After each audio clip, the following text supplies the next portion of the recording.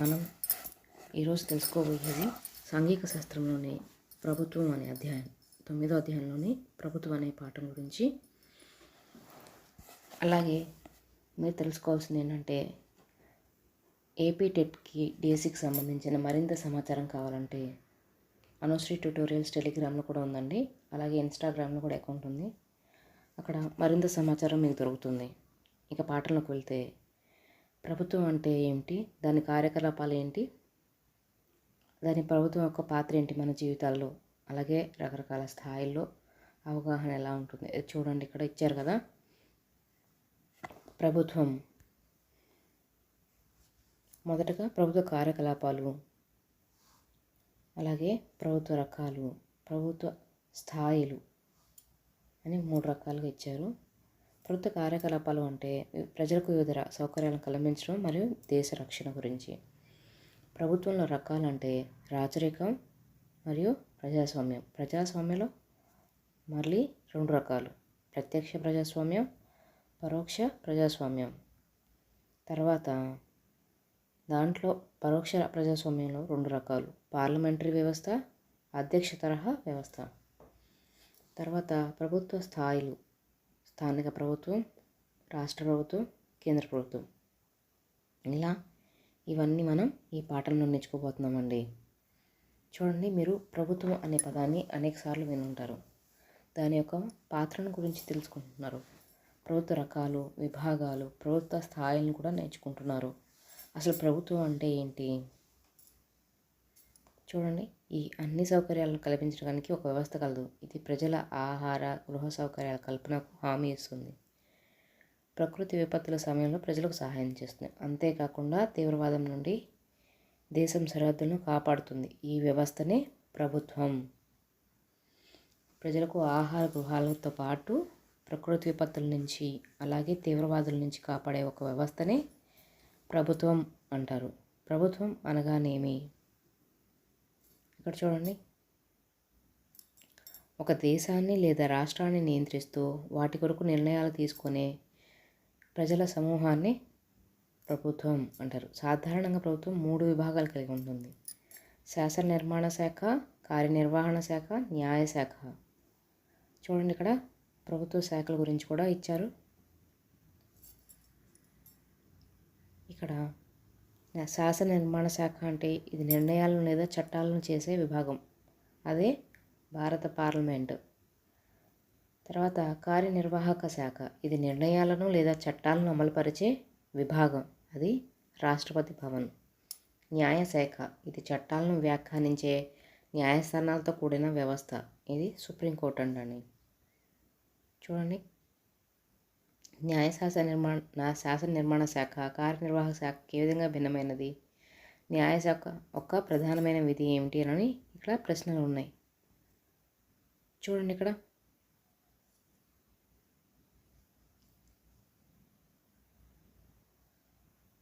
తర్వాత ఇక్కడ కూడా చూడండి, ప్రభుత్వ పథకాల చిహ్నాలు కూడా ఉన్నాయి. నిర్ణయాలు తీసుకోవడం, అమలుపరచడంతో పాటు పాఠశాలలు, ఆసుపత్రులు, రోడ్డు నిర్మించడం అనేక కార్యకలాపాలను ప్రభుత్వం నిర్వహిస్తుంది. ప్రజల సంక్షేమం కోసం వివిధ పథకాలను కూడా అమలు చేస్తుంది. తర్వాత ఏమేమి చేస్తుందో చూద్దాము. కార్యకలాపాలు,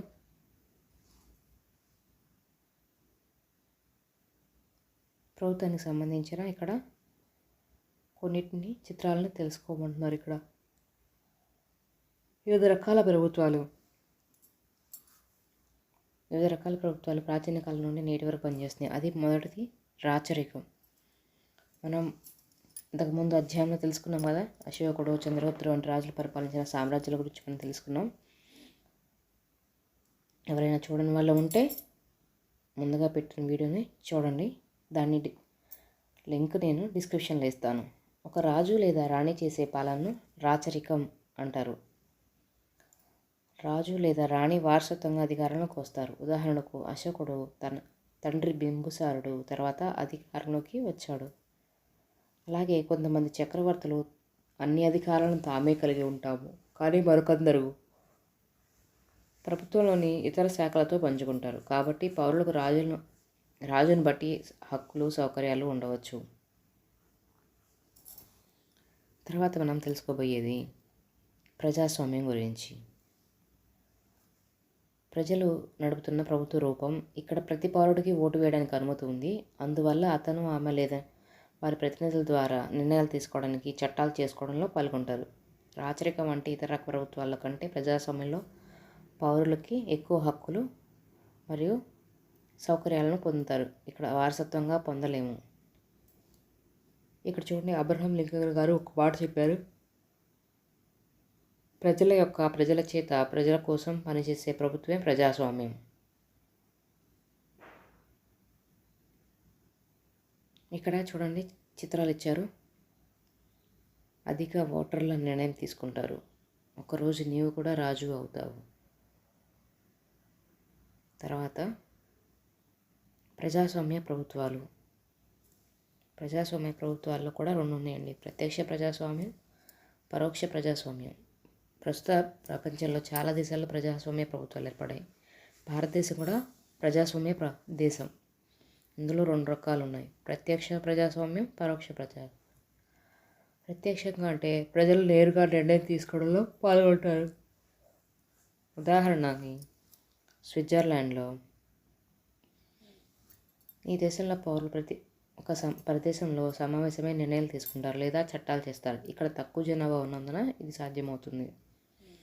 పరోక్ష ప్రజాస్వామ్యం, ప్రాతినిధ్య ప్రజాస్వామ్యం. ప్రజాస్వామ్యం యొక్క ఈ రూపంలో ప్రజలు తమ ప్రతినిధుల ద్వారా పరోక్షంగా నిర్ణయం తీసుకోవడంలో పాల్గొంటారు.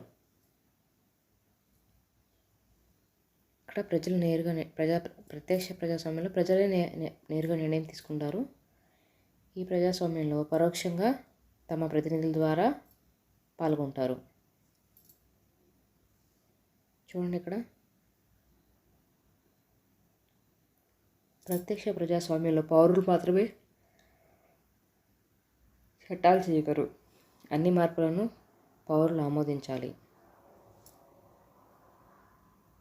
తర్వాత చూడండి, ఎన్నికల గురించి. ప్రతినిధిని ఎన్నుకునే విధానాన్ని ఎన్నికలు అంటారు. పరోక్ష ప్రజాస్వామ్య విజయం వెనుక ఎన్నికలపై ఆధారపడి ఉంటుంది. ఎన్నికలు ఇక్కడ కీలక పాత్ర పోషిస్తాయి. కాబట్టి ఎన్నికలు స్వేచ్ఛగా, నిష్పక్షపాతంగా జరగాలి. చూడండి, గ్రామీణ ప్రాంతాల్లో జరిగే ఎన్నికల విధానం ఎలా ఉంటుందో. తర్వాత మెజారిటీ పాలన.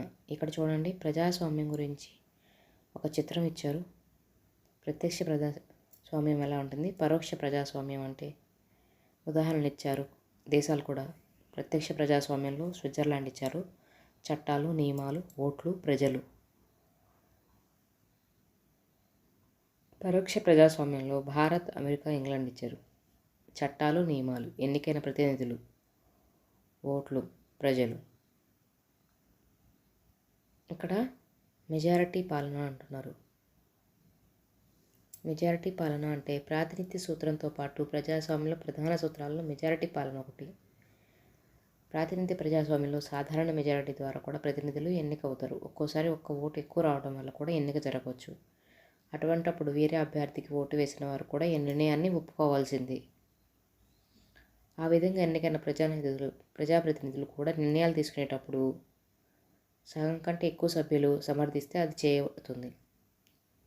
చూడండి, ఉదాహరణకు గ్రామ పంచాయతీలో 20 మంది వార్డు సభ్యులు ఉంటే 11 మంది ఒక ప్రతిపాదనను సమర్థిస్తే అది ఆమోదం పొందుతుంది. మిగతా 9 మంది అభిప్రాయాలకు విలువ ఉండదు.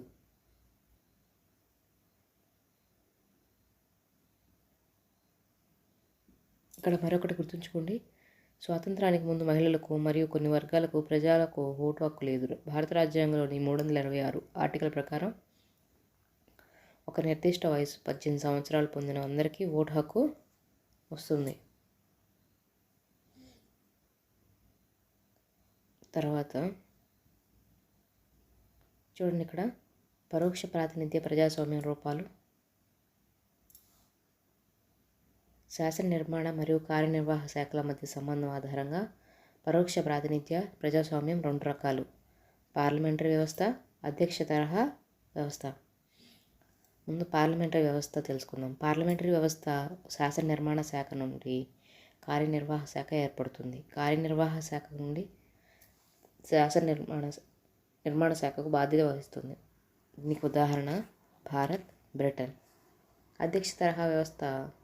ఈ వ్యవస్థలో శాసన నిర్మాణ శాఖ నుండి కార్యనిర్వాహక శాఖ ఏర్పడదు. కార్యనిర్వాహక శాఖ శాసన నిర్మాణ శాఖకు బాధ్యత వహించదు. ఉదాహరణ అమెరికా, బ్రెజిల్ ఇచ్చారు. చూడండి, ఇదిగోండి ఇలా ఉంటుందన్నమాట.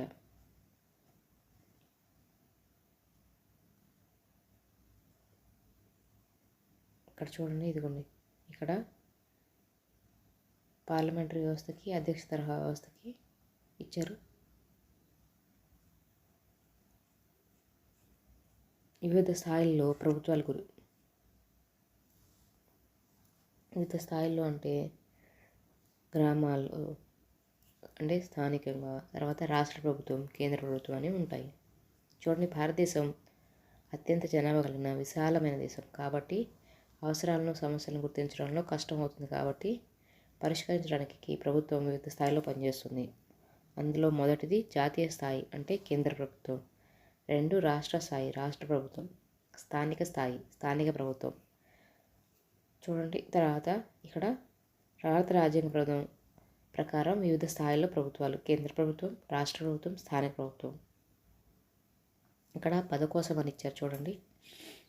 ఇవి చాలా ముఖ్యమైనవి, గుర్తుంచుకోవాల్సింది. ప్రభుత్వం ఒక దేశాన్ని పరిపాలించే అధికారం ఉన్న వ్యక్తుల సమూహం. ప్రజాస్వామ్యం ప్రజలచే ఏర్పాటు చేసిన ప్రభుత్వం. రాచరికం ఒక చక్రవర్తి ఆధ్వర్యంలో ఉన్న ప్రభుత్వ రూపం. ఎన్నికలు ప్రతినిధిని ఎన్నుకునే ప్రక్రియ. నిర్ణయాలు తీసుకునే విధానం. ప్రతినిధులు ఒకరి తరపున పనిచేయడానికి లేదా మాట్లాడడానికి ఎన్నుకోబడిన లేదా నియమించబడిన వ్యక్తులు. రాజ్యాంగం ఒక దేశం యొక్క చట్టాలు మరియు మౌలిక సూత్రాలను కలిగి ఉన్న పత్రం. రాష్ట్ర ప్రభుత్వం రాష్ట్ర స్థాయిలో పనిచేసే ప్రభుత్వం. కేంద్ర ప్రభుత్వం అంటే జాతీయ స్థాయిలో దేశం మొత్తానికి పనిచేసే ప్రభుత్వం అని అర్థం అండి.